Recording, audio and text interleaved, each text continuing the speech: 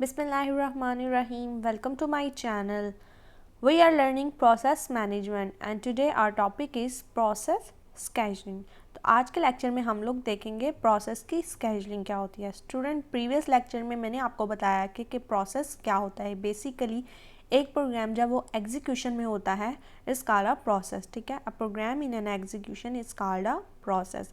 तो उस प्रोसेस की हम लोगों ने देखा कि डिफरेंट स्टेट्स होती हैं, जिन स्टेट से गुजर कर वो टर्मिनेशन की तरफ जाता है, कंप्लीट हो जाता है। ठीक है, अब बात की थी हम लोगों ने रेडी स्टेट से रनिंग स्टेट के दरमियान आपस में शफलिंग होती रहती है। रनिंग स्टेट में सीपीयू होता है, जो कि सीपीयू क्या करता है, रेडी स्टेट से प्रोसेस जो है वो गेट कर रहा होता है वन बाय वन और उनको एग्जीक्यूट करवा रहा होता है। अब वो जो एग्जीक्यूट करवा रहा होता है वो किसी एल्गोरिदम के थ्रू करवा रहा होता है। ठीक है, अब वहाँ पर क्या करेगा, सीपीयू स्केजुलर यूज़ कर रहा होगा, वो क्या कर रहा होगा, स्केजुलिंग जितनी भी है उसको परफॉर्म कर रहा होगा। ठीक है, उसके मुताबिक वो हर प्रोसेस को गेट करके एग्जीक्यूट करा रहा होगा। सो प्रोसेस स्केजुलिंग बेसिकली क्या होती है, it is a technique that is used when there are limited resources and many processes are completing for the ठीक है, for the execution. Clear. Main process scheduling क्या होती है, जब हमारे पास रिसोर्सेज जो हैं वो लिमिटेड होते हैं और बहुत सारे प्रोसेसेस होते हैं। फॉर एग्जांपल हमारे पास इनपुट आउटपुट डिवाइसेस थोड़ी है, एक ही प्रोसेसर है जिसने प्रोसेसिंग करनी है। ठीक है, वो भी एक है, तो हमारे पास हम एट अ टाइम बहुत सी फाइल्स ओपन कर लेते हैं। हम गूगल ओपन करते हैं, हम ऑडियो वीडियो, इसके अलावा हम वर्ड की फ़ाइल को ही ओपन कर देते हैं। मतलब मल्टीपल प्रोसेसेस ओपन हो जाते हैं, जबकि रिसोर्सेज कम होते हैं। रिसोर्सेज में हमारे पास सीपीयू वगैरह भी आ जाता है। ठीक है, तो वो कम होते हैं, तो हमारे पास वहाँ पर CPU scheduling mean process scheduling perform होती है, ताकि हम एक कह लें कि टाइम टेबल बना लें, एक स्केजुलिंग कर लें कि हमारे पास फर्स्ट ऑफ ऑल ये आएगा, उसके बाद इसको हम एग्जीक्यूट करेंगे, देन इसको, and so on. This is done to utilise the CPU as much as possible. ये इसीलिए होता है कि हम सीपीयू को यूटिलाइज़ कर सके बार बार। ये नहीं कि एट अ टाइम वो एक ही प्रोसेस को लेकर एग्जीक्यूट कर रहा है, बाकी सारे जितने भी प्रोसेसेस हैं वो वेटिंग में लगे हुए हैं। ठीक है, उनको एग्जीक्यूट नहीं कर रहा, बल्कि एट अ टाइम वो सबको टाइम दे रहा होता है। और मल्टी प्रोग्रामिंग में यही तो बेनिफिट है कि जब हमारे पास हम लोग मल्टीपल प्रोसेसेस पे क्लिक करते हैं तो वो एट अ सेम टाइम हमें रन होकर शो हो रहा होता है। हमें ऐसे ही लग रहा होता है कि ये सेम टाइम में सारे पैरेलल जो है वो एग्जीक्यूट हो रहे होते हैं, बट वहाँ पर प्रोसेस स्केजुलिंग होती है, हर प्रोसेस को कुछ टाइम मिलता है। ठीक है, वो टाइम स्लाइस के मुताबिक उसको एग्जीक्यूशन मिलती है और वो एग्जीक्यूट हो रहा होता है। ठीक है, तो इसमें सीपीयू की यूटिलाइजेशन ज़्यादा हो जाती है। If there is more processes than processor then operating system must schedule the processes. ठीक है, अगर प्रोसेसर्स अगर एक ही हो, ठीक है, और मतलब अगर कह लें कि प्रोसेसेस कम हो और प्रोसेसेस जितने भी मतलब प्रोग्राम्स जो हैं वो ज़्यादा हैं और प्रोसेसर कम है, तो सीपीयू स्केजुलिंग मस्ट की जाती है। क्लियर। अब यहाँ पर स्केजुलिंग क्यूज़ की बात करते हैं। स्टूडेंट, जो प्रीवियस लेक्चर में मैंने आपको स्टेट्स का लेआउट बताया था, वहाँ पर न्यू टू रेडी था, रेडी टू रनिंग था, एंड रनिंग टू वेटिंग में था, और रनिंग टू टर्मिनेशन में भी था। क्लियर। तो अब रेडी, जब न्यू क्यू में क्या होता है, न्यू जब स्टेट होती है जहाँ पर हम लोग क्लिक करते हैं जॉब को क्रिएट कराने, तो वहाँ पर एक क्यू बनती है। ठीक है, क्यू मीन एक लाइन बनती है, एक टेम्परेरी सी स्टोरेज एरिया बन जाता है। ठीक है, मेमोरी बन जाती है, जहाँ पर हर प्रोग्राम जिसने जो है वो एग्जीक्यूट होना है वो वहाँ पर लाई करता है। तो वहाँ पर जो क्यू बनती है that is called the job queue.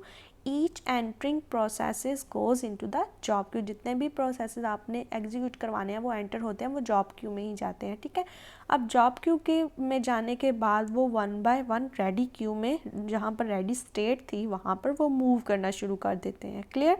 तो वहाँ पर कौन सी क्यू होती है, रेडी क्यू होती है। Process waiting for the CPU time in this Q. ठीक है, रेडी स्टेट में वो जाकर, रेडी स्टेट में जो क्यू होती है रेडी क्यू, वहाँ पर जाके वो लाई करते हैं, एंड देन वहाँ पर सीपीयू स्केजुलर जो है वो वन बाय वन प्रोसेसेस को गेट कर रहा होता है। एंड और जहाँ पर इनपुट एंड आउटपुट वेटिंग करवा रहे होते हैं, ठीक है, ब्लॉक्ड स्टेट कह लें या वेटिंग स्टेट कह लें, ठीक है, वहाँ पर जो क्यू होती है जहाँ पर मल्टीपल, आप ऐसा तो नहीं है एक ही प्रोसेस एक वक्त में इनपुट आउटपुट की डिमांड लेकर बैठा है, बल्कि मल्टीपल भी हो सकता है। तो वहाँ पर भी कोई स्टोरेज एरिया होता है, तो वहाँ पर जो क्यू होगी that is waiting queue. Process is waiting for allocation of the input output devices. क्यों? क्योंकि रिसोर्सेज हमारे पास कम है, इनपुट आउटपुट डिवाइसेस एक सिस्टम में लिमिटेड होती हैं, ठीक है। तो उनको सब प्रोसेसेस ने अगर कीबोर्ड को यूज़ करना है या किसी और चीज़ को यूज़ करना है तो वो वहाँ पर वेटिंग क्यू में वेट करेंगे। क्लियर? इसके बाद बात करते हैं स्केड्यूलर। बेसिकली क्या होती है? A process is placed in different scheduling algorithm through it's life time, ठीक है। एक प्रोसेस जो है वो डिफरेंट स्केड्यूलिंग क्यूज़ में से गुजर कर, जैसे जैसे वो स्टेट में से गुजरता है, डिफरेंट स्टेट से गुजर कर जाता है, इसी तरह वो डिफरेंट स्केड्यूलिंग क्यू से भी मूव करते हुए जाता है। An operating system must select the processes from these queues in some way. The part of operating system related to this decision is called the scheduler, ठीक है। जो डिसाइड कर रहा होता है कि हमने इस क्यू में से किस प्रोसेस को लेना है, एग्जीक्यूट कराना है, वो बेसिकली स्केड्यूलर होता है, ठीक है। स्केड्यूलर जिसको CPU स्केड्यूलर भी बोलते हैं। The algorithm used by scheduler is called the scheduling algorithm, ठीक है। और जो एल्गोरिदम यूज़ कर रहा होगा उसको स्केड्यूलिंग एल्गोरिदम बोलते हैं। The operating system perform different kinds of scheduling, ठीक है। हमारे जो ऑपरेटिंग सिस्टम के अंदर जो हमारे पास स्केड्यूलिंग होती है वो 3 तरह की होती है। एक लॉन्ग टर्म होती है, एक शॉर्ट टर्म होती है एंड एक मीडियम टर्म होती है, ठीक है। तो वन बाय वन इनको देखते हैं। सबसे पहले हम देखते हैं what is long term scheduler. Long term scheduler और जॉब स्केड्यूलर, ये वहाँ पर स्केड्यूलिंग होती है जहाँ पर जॉब क्यू बनी हुई होती है, ठीक है। जॉब जो न्यू स्टेट है उसके अंदर जॉब क्यू होगी, वहाँ पर जो स्केड्यूलिंग परफॉर्म होगी वो लॉन्ग टर्म के लिए होगी। It is use to select a job और user program from job queue to the ready queue in the main memory. तो यहाँ पर जो स्केड्यूलर यूज़ होगा वो क्या करेगा, वो वन बाय वन किसी स्केड्यूलिंग के थ्रू, जो लॉन्ग टर्म स्केड्यूलर है उसके थ्रू वो one by one new state में से रेडी स्टेट में, मीन जॉब क्यू में से रेडी क्यू के अंदर प्रोसेसेस को मूव करवा रहा होगा। Clear? It controls the number of processes in memory, also known as the degree of multi programming, ठीक है। कि जितने प्रोसेसेस ये कंट्रोल कर रहा होगा एट अ टाइम अपने पास स्टोर कर रहा होता है वो उसकी डिग्री ऑफ मल्टी प्रोग्रामिंग होगी।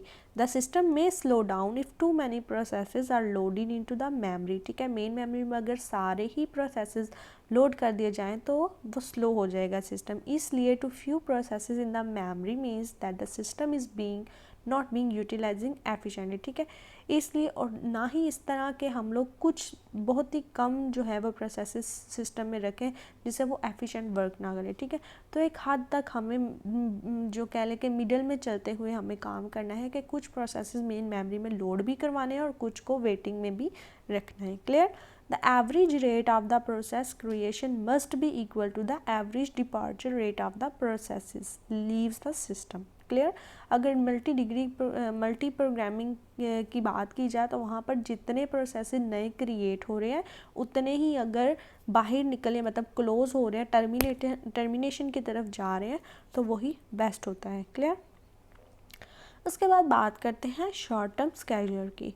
The short term scheduler is also known as CPU scheduler, ठीक है। अब रनिंग स्टेट के अंदर जो स्केड्यूलर होता है जो कि रेडी स्टेट से गेट कर रहा होता है प्रोसेसेस को, उसको CPU स्केड्यूलर बोलते हैं। It select a process from the ready Q and allocate CPU to that process for execution. The short-term scheduler is invoked very frequently and must be very fast, ठीक है। क्योंकि बार बार इसने move करना होता है, swap in swap out कर रहा होता है, फ्रिक्वेंटली डाटा को उधर से प्रोसेस लेकर आ रहा होता है, और अगर टाइम स्लाइस ख़त्म हो जाता है तो इंटरप्ट के थ्रू वापस भेज रहा होता है। ये बहुत फास्टली काम हो रहा होता है और मोस्ट फ्रिक्वेंटली ये इन्वोक हो रहा होता है। इन्वोक मीन कॉल हो रही होती है। Process is allocated to CPU for a short period of time, ठीक है। कुछ टाइम के लिए जो है वो CPU टाइम उसको मिलता है प्रोसेस को, एंड देन अगर वो टाइम कंप्लीट हो जाता है और उसकी एग्जीक्यूशन कंप्लीट नहीं होती तो वो दोबारा से रेडी में भेज दी जाती है। अगर कंप्लीट हो जाती है तो वो टर्मिनेट हो जाती है। It makes scheduling decision much more frequently than the long term and mid term scheduling. ये इन दोनों से ज़्यादा मोस्ट फ्रिक्वेंटली इन्वोक्ड होने वाला स्केड्यूलर है, ठीक है। तो ये लाइक कहाँ कर रहा होता है, रेडी क्यू और CPU मीन रनिंग जो स्टेट होती है उन दोनों के दरमियान लाइक कर रहा होता है, उन दोनों जो है वो इसी को डील कर रहे होते हैं। क्लियर? उसके बाद the last one is the medium term scheduler. The medium term scheduler moves processes temporarily from the main memory and places them on the secondary memory such as disk drive. ठीक है, अब medium term scheduler क्या कर रहा होता है, जितने भी प्रोसेसेस है वो टेम्परेली मेन मेमोरी में ही रखता है और मेन मेमोरी से टेम्परेली लेकर उसको सेकेंडरी स्टोरेज पर स्टोर करवा देते हैं। It moves it back to the main memory when required, और जैसे ही उसको ज़रूरत पड़ती है, जैसे ही सीपीयू की कॉल आती है तो वो दोबारा से उसको निकाल देता है। ठीक है, it is commonly known as swapping out and swapping in. ठीक है, निकालना मीन स्वैपिंग आउट, जब सीपीयू निकाल देता है तो स्वैपिंग आउट हो जाता है, जब हम लोग उसको मेन मेमोरी में से निकाल कर सेकेंडरी मेमोरी में स्टोर करवाते हैं वो स्वैपिंग आउट हो जाता है, एंड देन दोबारा से जब सीपीयू की तरफ लेकर जाते हैं तो वो स्वैप इन हो जाता है। The medium term scheduler may decide to swap out a process which has not been active for some time or it has a low priority। ठीक है, इसके अलावा मीडियम टर्म स्केड्यूलर जो होता है वो डिसाइड करता है कि हमने किस प्रोसेस को स्वैप आउट करना है। ठीक है, जिसने बहुत देर तक जो है वो एक्टिव नहीं हुआ, मतलब उसका बहुत टाइम पीरियड हो गया कि सीपीयू ने उसकी एग्जीक्यूशन नहीं की या उसकी लो प्रायोरिटी है। ठीक है, तो वो निकाल देगा, स्वैप आउट कर देगा। It improves the performance of the system by reducing the degree of multi programming. ये क्या करता है, सिस्टम की परफॉर्मेंस को इन्हेंस करता है। उसके बाद बात करते हैं कंटेंट स्विच की। Content switch is a main, कह लें कि एक टॉपिक है, मेन टॉपिक है जिसका बहुत ज़्यादा क्वेश्चंस आ जाते हैं।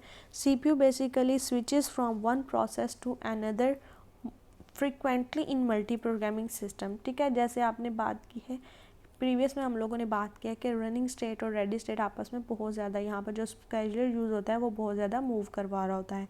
द इंटरप्ट्स आल्सो काज, और इंटरप्ट्स भी आ जाती हैं CPU to stop the execution of current process and move to another process और कर्नल रूटीन। ठीक है, जैसे अगर टाइम स्लाइस ख़त्म हो जाता है या कोई भी प्रॉब्लम आती है तो वो इंटरप्ट जनरेट होता है, तो सीपीयू और उस प्रोसेस को वापस भेज देता है। ठीक है, और खुद या नया प्रोसेस ले लेता है या कर्नल रूटीन में मूव कर जाता है। In above situation, the system must save the current context or state of the process being executed।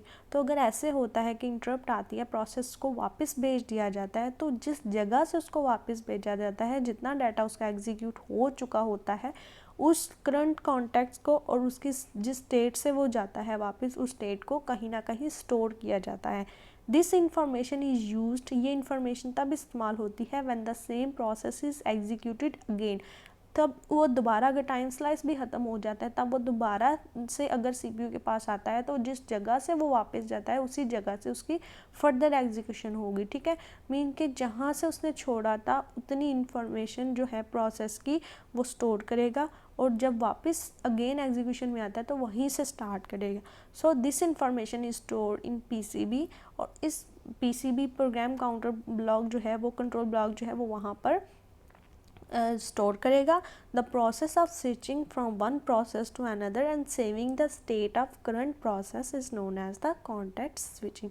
तो यही जो कह लें कि सिनेरियो है, या यही जो प्रोसेस है कि हम लोग जब हमें इंटरप्ट आती है तो मूव कर जाता है और दोबारा से जब आता है वहीं से स्टार्ट करता है, वो जो स्टेट को सेव कर लेता है करंट प्रोसेस की, तो उसको कॉन्टेक्स्ट स्विच बोलते हैं। Thanks for watching. अगर कोई भी क्यूरी हो तो कमेंट में ज़रूर बताएं।